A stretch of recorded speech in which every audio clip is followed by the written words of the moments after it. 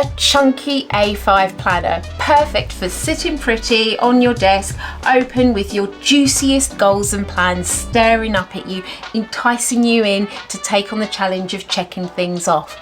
But maybe not the most convenient thing to lug around with you on a daily basis, which brings up the age-old dilemma of what to do when you're out and about but you need to have your important dates and tasks to hand. So in this video, we're going to cover some of the options for having your plans on the go, which option I decided was the best for me and why, as well as my wins and woes after a week of road testing my choice. So grab your cuppa and let's get to it. But first, I don't understand using two planners just for small purse purposes. I carry a small purse and an A5 planner. I just carry it all in a tote bag during the week and only take my purse into stores. That is a very good point, and it got me thinking, because in my previous video I shared that I love an A5 planner. I am a big planner kind of girl, but I'm a small purse or bag kind of girl. And yeah, do I just carry a small tote with me? Now, I did test this out over the course of last year, and this is the first option. You can choose to carry your big planner in a tote bag, and this is actually the tote bag that I was using. He's a little bit grubby, but I do love how he has given me those kind of preppy vibes.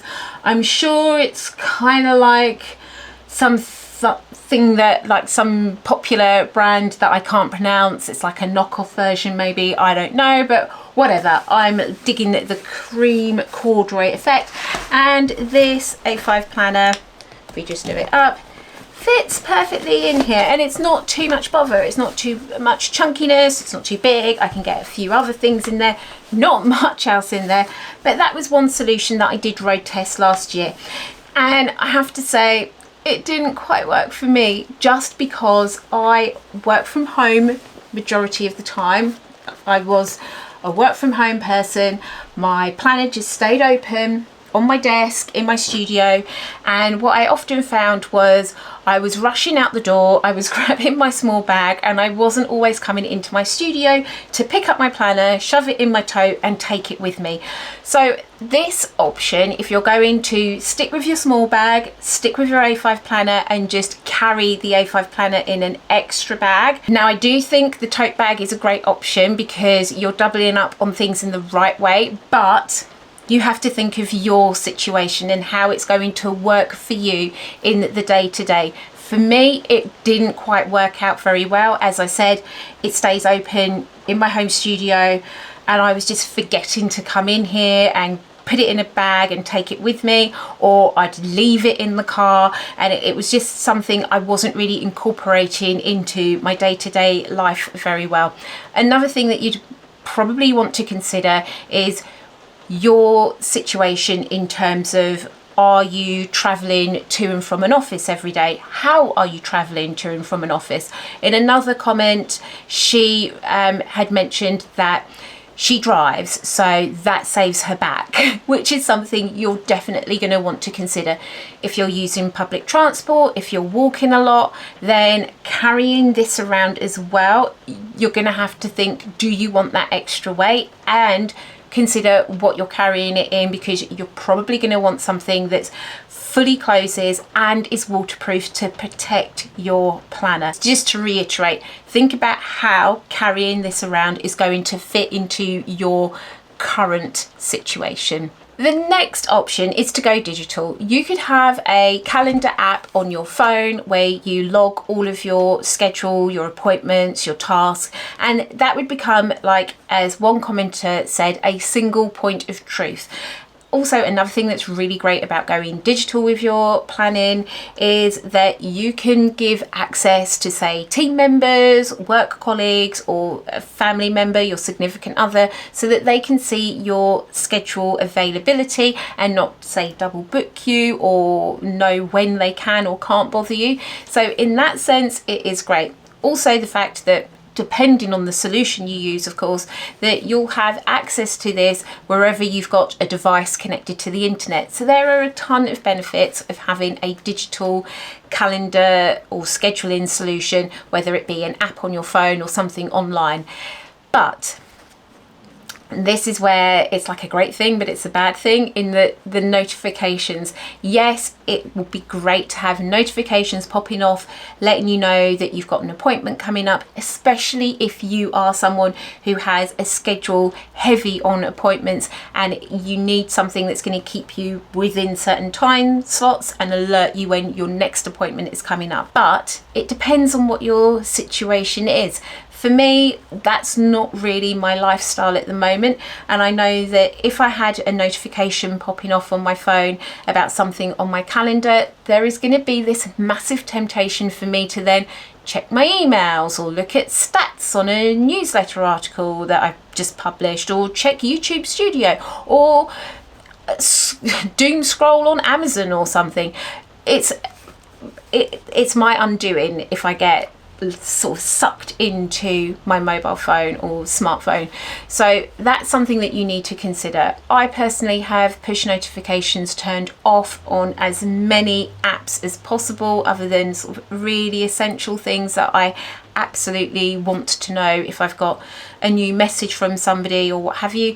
But I try and just have it all switched off. Even when I open up my screen, I don't have any badge icons or things on my phone home screen, because I just don't want that distraction that's going to break my focus.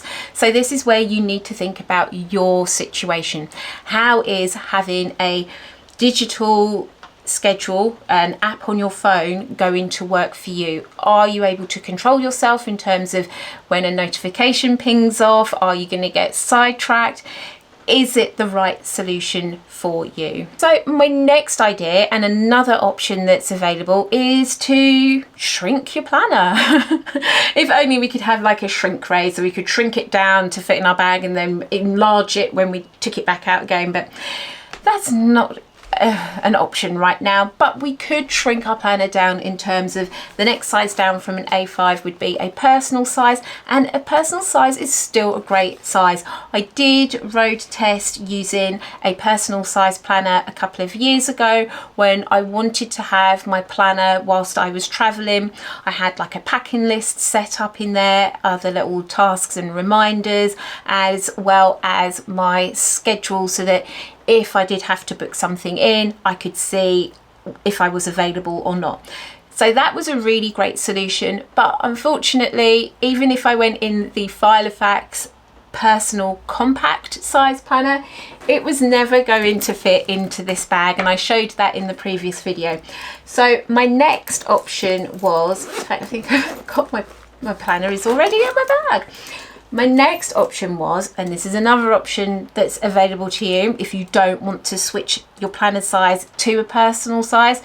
Things that you've got to consider is, if you're happy in an A5, and I am happy, I've got my happy place in terms of the inserts that I like to use, is then considering, okay, well, now I'm going to have to buy inserts for my personal size planner, or print inserts, or whatever it is that you're going to need to do to set up that smaller planner. And are you going to be happy in that? Is that going to be what you want to do? If you truly love an A5 planner, which I do, because I like to have my goals in here, my targets, my trackers, brain dumping, I use it as like a notebook as well, kind of thing. Everything goes into here. It's like my second brain, as it were. And this is just the right size for that purpose, for being on my desk. So the next solution, if personal size or switching to a personal size isn't quite right for you, then my solution was to have a second planner and have a pocket size planner, and not try and shrink my entire planner down a size, but just have a smaller planner where I could see my schedule and be able to have a place where I can book things in whilst I'm on the go and know that I'm not going to be double booking myself. So love this little planner. It fits, as you saw, perfectly into my small bag. I will share how I've got this set up. It's not perfect at the moment, so I'm kind of not that keen to share the setup because I really wanted to just get something in here and actually road test whether this was going to work for me. So I maybe do another video where I've actually got the setup on screen. But what I've loved is that the insert that I have put in here is quite minimalist. It means that I can log down any important dates that are coming up. I can see if I need to reschedule something, if an important date comes in at me. I've got space to do to-dos and tasks, and yeah, I've really enjoyed using it. It stays in my bag, so I never forget to bring it somewhere with me. It's just always in there. I've got into the habit of keeping it in there. So if I put my mobile phone in my bag, I know I'm going to be putting this planner into my bag as well. If it's not already in there, it's just another thing that I check. Do I have my phone? Do I have my keys? Do I have my planner? So that's worked really, really well. Here's the consideration that you're going to need to make if you decide that this is an option for you. And this is where I feel like it falls over, because you are going to have to maintain 2 planners. Now, if I was working, and these are the real life scenarios, I'll be working in my office during the day. I'll get a phone call for something that I need to book in. I'll book it into my A5 planner because that's what's open on my desk, but then at the end of the day I've got to remember to go grab my purse and log it into here, and vice versa. There have been days where I've been out and about and dates have been thrown at me, and I've had to log them in here, or I've had to time block something into here so I know that I'm not available that morning or that afternoon. And then when I've come home at the end of the day, I've had to remember that I need to sit down and transfer those things into my desk planner. And this is where it kind of falls over for me, and this is what you're going to need to consider. Not just the transferring of dates, because that's the easy part. It's easy to just look on one page, is this page up to date with this page, yes or no, and like update everything, get it all up to speed. But the big thing is you need to incorporate it into your planner routine. You need to make that one of your habits at the end of the day, that you are going to check that everything is up to date. And that for me is where it falls over, because I need to now remember, okay, yes, I can look at, say, the month of February and quickly see where I need to transfer dates across.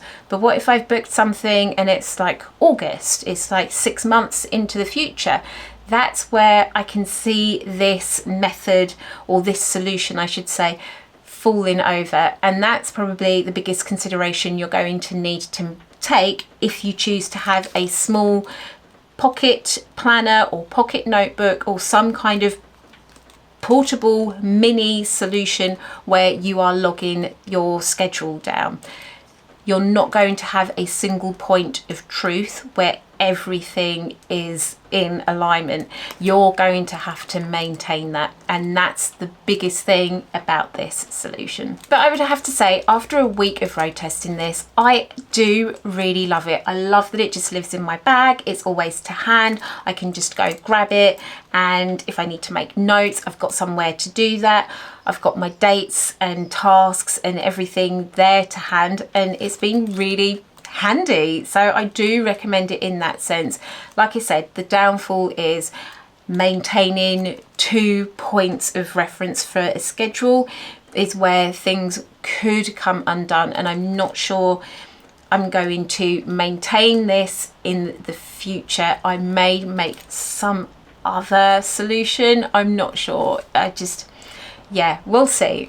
So if you've made it to this point in the video, then comment below. Have you experienced a similar dilemma? How did you choose to solve it?